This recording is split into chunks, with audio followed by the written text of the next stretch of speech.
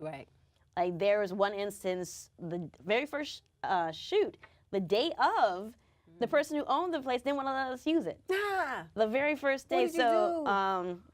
I had to maintain my calm because I want to show like the cast and crew was going on. My husband put on like, oh my God, it's the worst thing ever.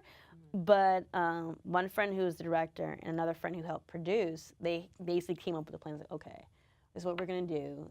Our friend producer, she basically staged it to seem like she's the one who threw us under the bus. Like she's the one messed up. So, because otherwise we'd all would have been like, we can't not do this. We have everybody here, but it worked out.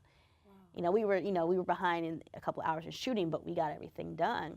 Another instance was we were taking a break during like the 5th or 6th episode, and we laid one of the cameras down, and somebody tripped over the cord.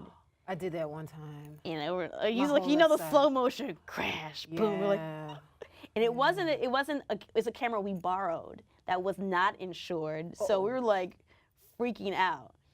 But I'm like, okay, so what we do, we own up to what we did, incident, like I said, super professional. Incident report, the person we borrowed it from was like, hey, we'll take care of everything. Okay. And because we did that like that, they had no problem working with us again. Yeah, like there was no incident. And I'm sitting there, we were both freaking out. I'm like, oh my God, what's gonna happen? Yeah. Like, no, you guys, you owned up to it, you took care of it. We have no reason not to work with you again. Oh, thank God.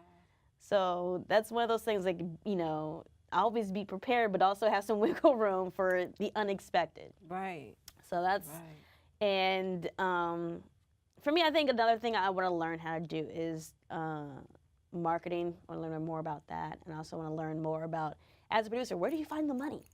Yeah. That's the one thing. Where do you find the money? That's always the hardest part for me. That's always it. Writing is fun. Acting is fun. All these things are fun, but the hard part, like, I commend any producer out there. Yeah. I really do. Exactly. Oh my gosh. So do you have a survival job? How do you function? Function.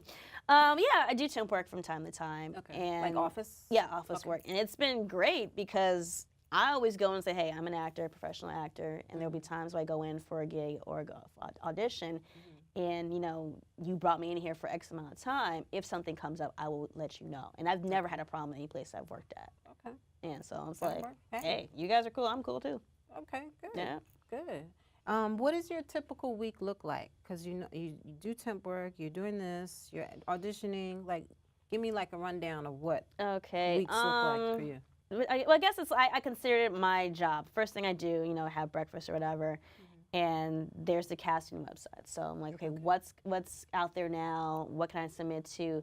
I double check, my website, all the things, all the materials that I have out there. I mean, make sure that myself is on point. Okay. Because to me, I feel that just because it's not a 9-to-5 job doesn't mean it's not a job.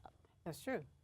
So you should treat you it. work it the same way. You work it the same way. Exactly. And then every once in a while I'll get out, meet up a friend or something. But if it's not free time, it's just like I said, it's on TV. But other time I'm working on more work for Velma, more ways to connect and network with casting directors, check in with my manager, etc. It's never, you never stop doing this. It's never easy.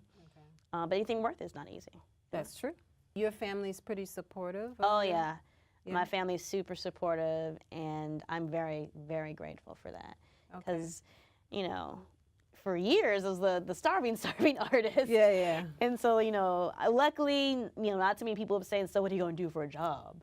Or, when are you going to give that up? I never had my family say that to Lucky. me. Yeah. And my mom, she's a theater actress, but she's an amazing woman. She lost her sight in '99. Oh, my God. And so on top of, she decided to go back to school. Wow. So while she went back to get her master's, she was also doing massage therapy, singing jazz. Oh, my gosh. Teaching. Amazing. Yeah. All, while being a middle-aged woman who lost her sight. So she's amazing. So her drive helped my drive continue too. Wow. And so like I said, I got my theater chops from her, seeing her on stage. And so she does arts and education with blind children. My God. And sometimes other kids in other high schools and middle schools. Wow. And because that's always been with her, I was like, this is something I knew I had to do. Okay. Well, I hope you liked it. And I'll see you again. Thank you for coming. All right. Bye-bye.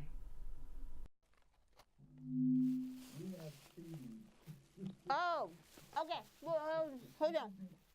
Show me new things. Ooh, teach me new things. I can't remember what I said.